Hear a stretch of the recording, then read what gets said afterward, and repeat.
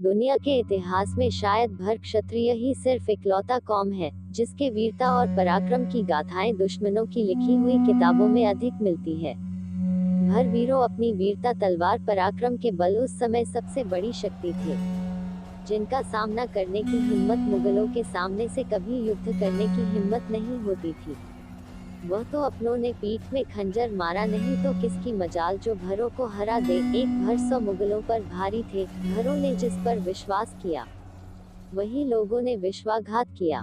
एक ऐसा राजा जो भारत की सरजमी पर ऐसा दहशत फैलाया कि नाम सुनते मुगलों की नानी याद आ जाती थी। भर राजाओं की सेना भले ही कम होती थी, लेकिन दुश्मनों से लड़ने के लिए पीछे नहीं हटते थे। यह वीर कौम की सराहना हम नहीं तमाम इतिहासकारों ने उल्लेख किया है। राजभर वीर पराक्रमी शूरवीर योद्धा की कहानी की तरफ रुख करते हैं, जिस भर महाराजा का इतिहास बहुत कम जिक्र होता है। बहराइच की कुछ अनसुनी बातें जो आपको हिलाकर रख देगी। बहराइच का पुराना नाम भर राइच था, बाद में धीरे धीरे इसका नाम बहराइच हो गया। बहराइच पहले भरों की राजधानी थी। इसी बहराइच में राष्ट्रीय वीर योद्धा का जन्म हुआ था, जिसका नाम महाराजा सुहेलदेव राजभर था, जो अपने धर्म संस्कृति सभ्यता के प्रति जान निछावर करने वाले राजा थे। महाराजा सुहेलदेव राजभर जी का कल्पना अन्य राजाओं से नहीं की जा सकती, क्योंकि महाराणा प्रताप शिवाजी जैसे महान योद्धाओं ने इनके मार्गदर्शन पर चले और अपने गौरव धर्म के प्रति सम्मान प्राप्त किया। राजा सुहेलदेव के घोड़े का नाम तेज बहादुर था, जो तेज बहादुर राजा की सारी बात समझ लेता था। महाराजा सुहेलदेव वीरों के वीर थे। सुहेलदेव राजभर की माता जयलक्ष्मी हर रोज वीरों की कहानियां सुनाया करती थी।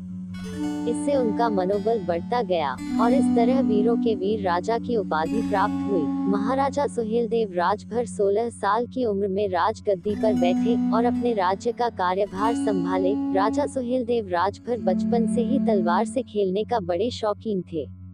महाराजा सुहेलदेव राजभर का शिक्षा आश्रमों से हुई थी। राजा सुहेलदेव शिव के परम भक्त थे और इनके जो छोटे छोटे राजा थे, वे लोग भी शिवलिंग अपने महलों में स्थापित करवाया, जो आज बहुत सारे महलों में सनातन की पहचान देखने को मिलते हैं।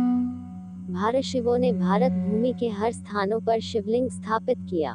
दूसरी शताब्दी से इसका उल्लेख मिलता है, जो खंडहरों में तब्दील हो गया है। महाराजा वीरसेन भारशिव राजभर इसके उत्तरदायित्व रहे हैं। वीरसेन भारशिव राजभर शिव के बहुत बड़े भक्त थे। इतने महान राजा का इतिहास लोगों ने क्यों भुला दिया था। अब सैयद सालार गाजी के बारे में भी जान लेते हैं। सैयद सालार गाजी सिंधु नदी को पार करते हुए भारत पर आक्रमण किया और जबरन हिंदुओं को मुसलमान बनाने के मकसद से भारत आया था। उसने भारत के तमाम हिस्सों को रौंदता हुआ बहराइच पहुंचा। उसने अयोध्या के राम मंदिर को भी क्षति पहुंचाया। इसके दहशत से जो छोटे मोटे राजा थे, सब इसके साथ सम्मिलित होते चले गए। उसने मुल्तान पर विजय प्राप्त की और अपने अभियान के 18वें महीने में वह दिल्ली के निकट पहुंचा। गजनी की सहायता से उसने दिल्ली पर विजय प्राप्त कर ली और 6 महीने तक वहीं रहा। फिर उसने कुछ प्रतिरोधों के बाद मेरठ पर विजय प्राप्त की। इसके बाद वह कन्नौज के लिए रवाना हुआ। मसूद ने सतरिख में अपना मुख्यालय स्थापित किया और बहराइच, कोपामऊ और बनारस पर कब्जा करने के लिए अलग अलग बलों को भेजा। बहराइच के राजा सहित स्थानीय शासकों ने उसकी सेना के खिलाफ एक गठबंधन बनाया। महाराजा सुहेलदेव राजभर के साथ बहराइच के चित्तौड़ा नानपारा में घमासान युद्ध हुआ। उसमें सैयद सालार गाजी की हार हुई और यह लड़ाई इतनी भयानक थी कि पूरे भारतवर्ष में दहशत फैल गई।